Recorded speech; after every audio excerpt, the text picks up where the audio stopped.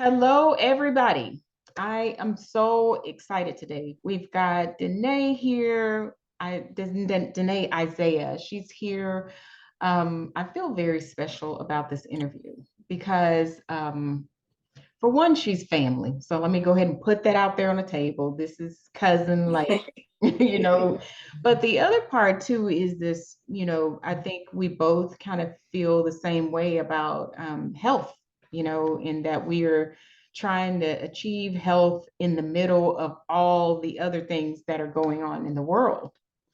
I think I would describe her now. Donà is a person who is, she's on her pathway to becoming a health and wellness coach. And I think that's important, not just so much in her personal life and her personal struggles, but I think it's important for our families and our communities to see us struggle, go from one place to struggle, then get better. And then, hopefully what we are doing is we are connecting, actually making the greater community better with just by making those small changes ourselves. So her background is that she has a BFA from UNT in fashion design. And, the biggest thing and how we connect so closely is that I know her because she's told me her struggle with thyroid disease. She's told me the struggles of trying to balance life and family and faith and all of this. So how about we just welcome you today? Welcome you, Donà. Welcome. Hey. Hello. Hey. So tell us what's going on. Tell us, how did you end up saying, hey, I'm going to try to help people? I went through a series of definitely having children and with my own health issues of having asthma, um, just finding out different things along my pregnancy that were happening to my body that people were ignoring. And a lot of this came out, honestly, while moving and looking at discharge paperwork years after my daughters are born. And one of them was with my last daughter in 2017. I did complain, and I'm not a big complainer, but I complained about not having energy.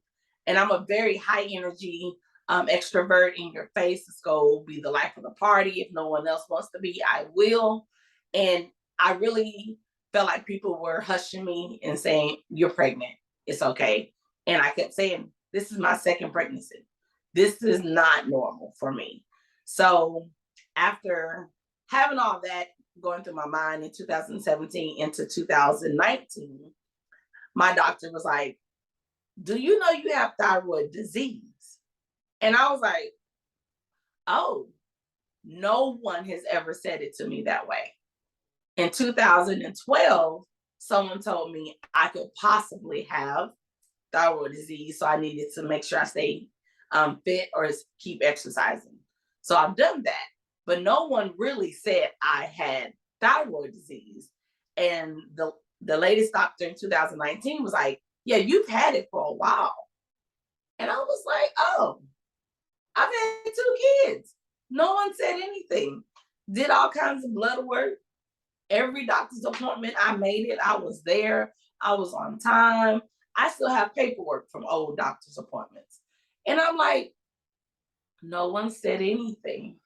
So in 2020 is when I really joined the group for Sugar Mode Off and started thinking about what health changes, what dietary changes.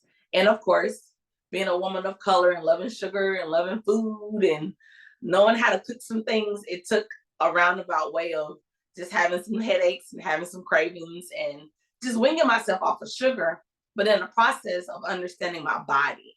And it became so confusing and so frustrating that I did nothing, to the point where in 2012, when the doctor first said thyroid disease, I was 230 pounds. Here I was in 2021, back to 230 pounds when I had gotten all the way down to 150. And I was like, okay, I need to take this more seriously. And this is where I am today, with me working with people in fashion and helping people find clothing. I've always heard women say, I'm not going to the gym. I'm not wearing Spanx. So I would be like, then we got to work with what you got. If you're not going to do anything about it, then this is the body you're giving me. This is what we're going to have to work with. And I basically said, Lord, these are the issues you're giving me. And since no one really wants to help me, I'm going to figure it out. And I really would say, being an African-American woman, educated with 2 kids on my own, a lot of people didn't want to talk to me about my thyroid disease. I kind of felt like I deserved it after one conversation, or I felt like I was asking too many questions and I was bothering some people. So I decided to dive into it for myself. And that's where I am today. So, it's interesting because I think, the one thing that you brought up and that's made it really clear that you had to hear your doctor tell you that you had thyroid disease. And so for the person who's listening to this video, what do you know now about thyroid disease, and which can make you say, I definitely fit into that category. I definitely had it now that I know, that someone who may not know right now, what would you tell them? How would they feel and what would they look like? Um, Definitely, if you know something's off about your body, journal it. And I don't mean go buy a diary. You can just make a mental note. Some of us, we heavily track our period. We heavily track our menstrual cycle. We heavily do things to find out when we're ovulating because we want to get pregnant. Do the same thing. And you can use those same apps and just track your mood, your energy, and my fatigue. Do I have an appetite? And if you cross-reference those moods and those symptoms, those line up with thyroid disease. And you may be hypo or hyper. And a lot of times we don't hear it until it's too late. So it doesn't take much to track it. Just if you're already tracking your water, why not track your energy levels? If you're actually writing out your meal plans, write out your supplements and see if any of those supplements are causing you to be tired. And if it's not your supplements, then it's definitely something going on with your body. So that's what I would tell anybody is make those notes, because it may not be thyroid disease, but it may be something else. And it may be well on into a year or 6 months after you document it. You can track it and show your doctor, hey, this is what's been going on, instead of, oh, I'm feeling this way. And they give you something and then you never think about it again. And then a year later, you're like really fatigued and they're like, your hormone levels are bad. It's going to be hard for you to have children. It's going to be hard for you to lose weight.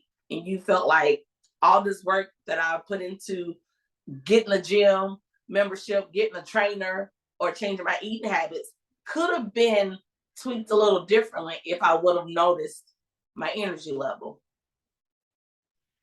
So you've discovered something that I think is amazing. We talked about faith walkers, and I love that because it's not just, faith is a requirement for the big things that we hope for, but I think too, when you put the two together, that walking, because faith is an act, you actually have to do something Yes. about it. Tell me a little bit more about what your purpose and your vision is with your new group with faith walkers. I wanted to bring forth a group that promoted consistency in at least one activity. I don't talk about running. I had foot surgery. I physically can't run unless it's for my life. I might beat you in that race. But I was so caught up in what I couldn't do that I started gaining weight, and I definitely started fixing the right meals. But I knew for me, my body, I lost most of my weight when I was active. And I was like, Lord, you've given me a place in my employment where it's a big old parking lot. I'm just going to start walking. And it really just started with me walking with my coworkers. and we all kept tennis shoes in our desk, and we would walk anywhere from 10 to 15 minutes. And then my husband bought me a Fitbit, and I started counting my steps. And then I just like, hey, let's start a Facebook group. And we're not talking about food. We're not talking about anything crazy, trying to get someone to buy something, any products or supplements. I just want to encourage people to get up and walk. And if you're not walking, show me what videos you're doing at home. Just in that aspect of being consistent, because we get stuck or think that 21 days, that 21 challenge, and then we stop. And then we got to start over. And we gain 5 more pounds. So this 21 challenge turns into another challenge. And then you're done. Like, really and truly. I've done so many challenges, and it was hilarious how I started and stopped. And I was like, this is the year of fulfillment for me. I need to be consistent. And in order for me to fulfill any of the promises or the ideas or the visions I have for my life, I have to do something every single day to make it towards my goal. And that's where Faith Walker started. Because if you don't have the faith, then you won't start. Well, I really believe that if I am consistent, then I'm going to get to at least one of my goals. And that's one I can check off the list. And with Faith Walker, I just want to be one of the faces that push people to get past the front door and just make some steps. When we talk about faith walkers, I think one of the biggest things that COVID has done to us now is it's isolated us, and you and I talk about the importance of connecting in a community, even if it's not, in person, that it's so important to have a connection. So what is your idea behind, like having a 5K? Is that about community and connection, or getting out? What is that about? Or winning, or what is that about? That one started in 2012. God laid it on my heart to do a faith walk.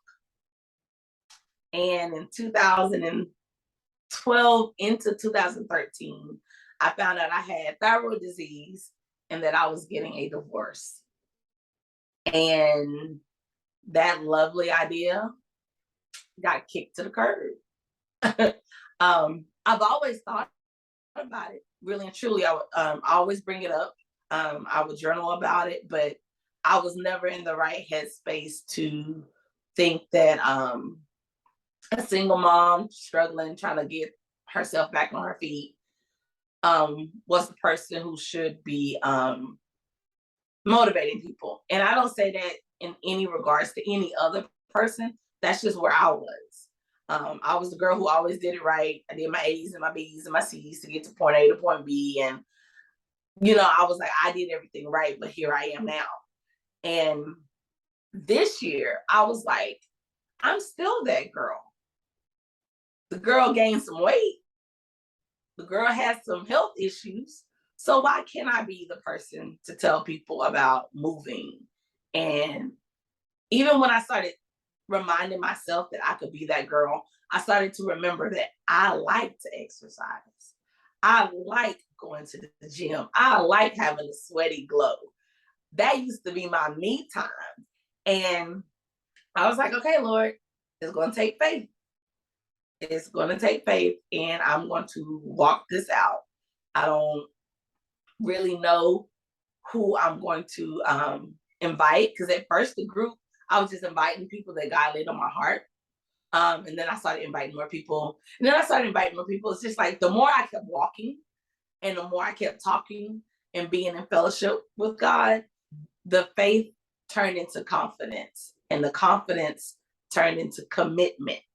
And the event on Saturday is just me saying, I commit to helping someone else be active in whatever situation they're finding themselves in, whether it's depression, mental, or if it's physical. I found out I have vertigo, so I get dizzy. So guess what? I'm still walking. I mean, I'd be walking at a fast pace, And I've met so many people along the way that they just stopped. And I'm like, let's just go walking. And the beauty is walking with God and walking with Christ. He pours into us when we allow him in. And through the faith walk, I want to encourage people to have God speak life back into them, to encourage them that yes, you are where you are, but I'm still with you. I'm still holding your hand. I still hear you when you cry. I still understand what's going on, but the promises have not changed. You just stopped moving. And with faith walk, I want people to not feel like giving up is it. You may have only walked 1 mile today. Well, guess what? You're 1 mile closer. You may walk 3 miles on Saturday, and you may walk another 3 miles 2 months from now. But I don't want you to stop. And really and truly, my goal was to do 5Ks this year. And God laid it on my heart that I needed to host one of them. And I was like, I'll think about it.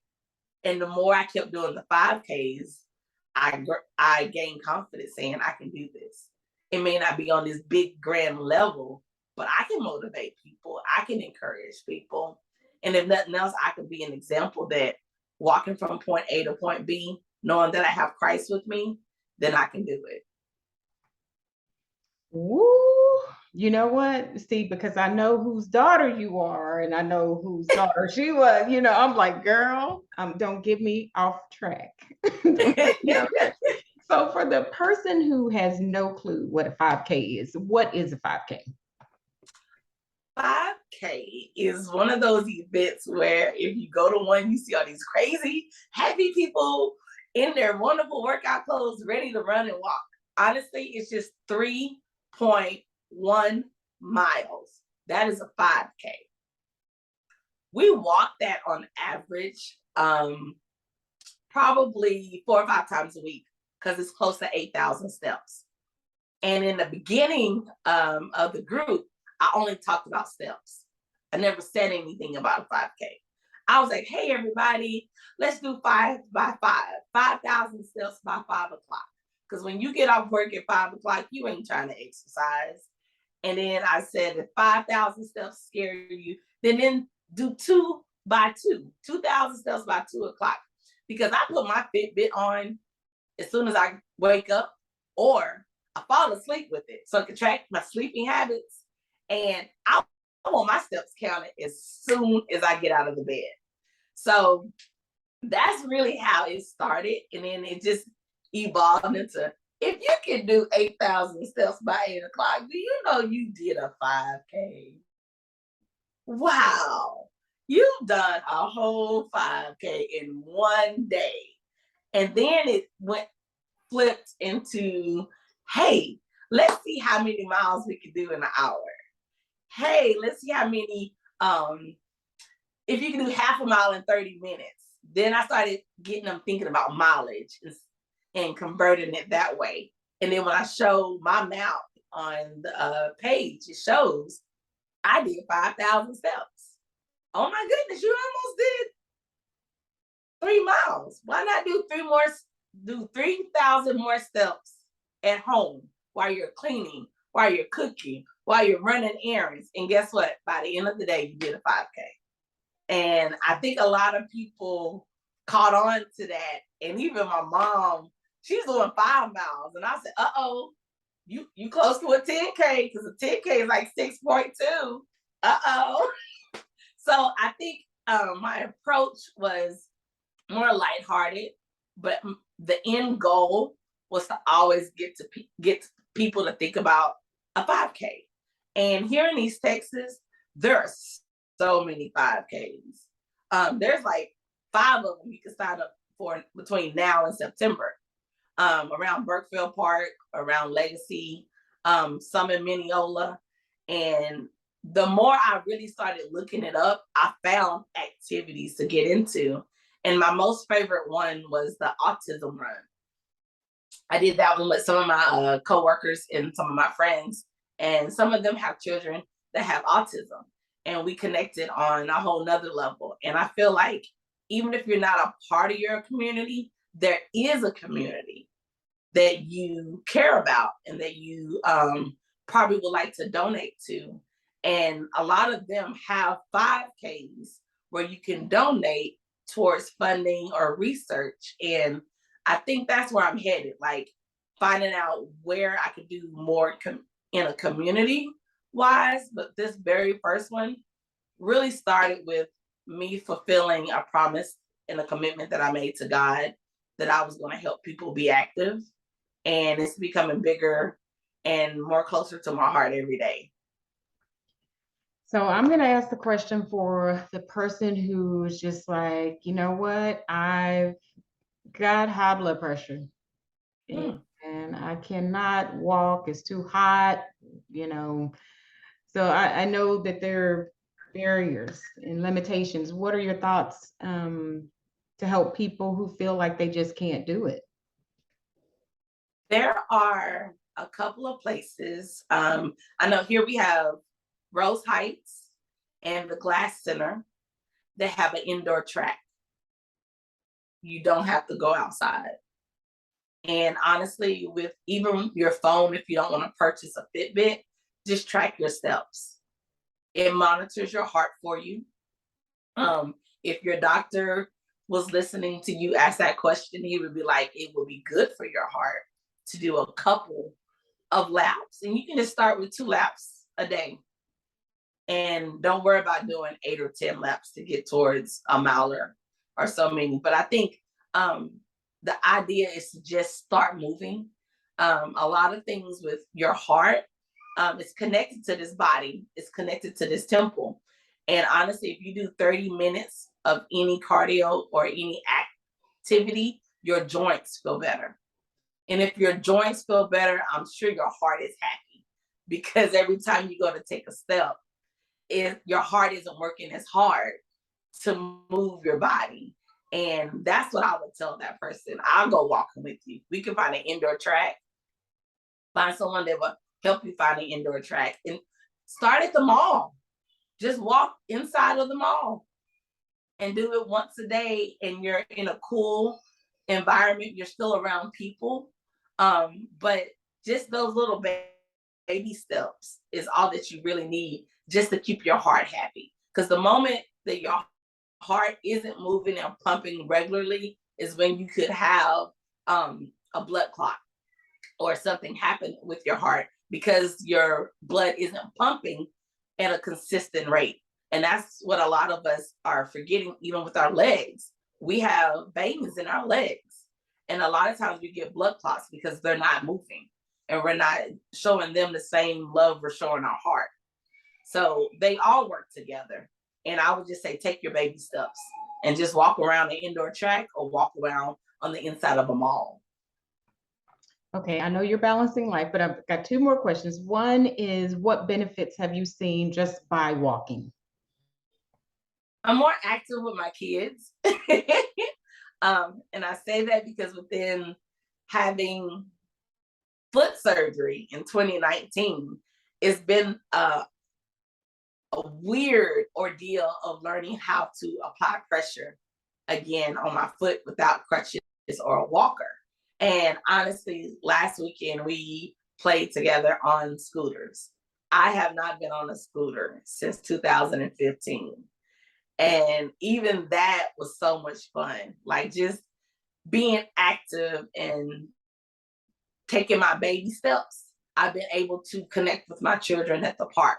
I've been able to just be in motion. And the biggest thing with my girls is I want to be a good example. So the fact that they're looking to mommy to help them ride a bike or ride a scooter, I want to show up for them. And even my little one was like, Mom, you work out every day.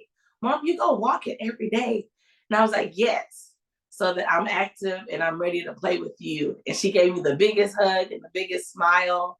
And that's the change I saw, because when I was in my cast and I couldn't walk, my daughter would put a sock on and act like she was me. And she was hopping around the house. So that let me know that she was watching me.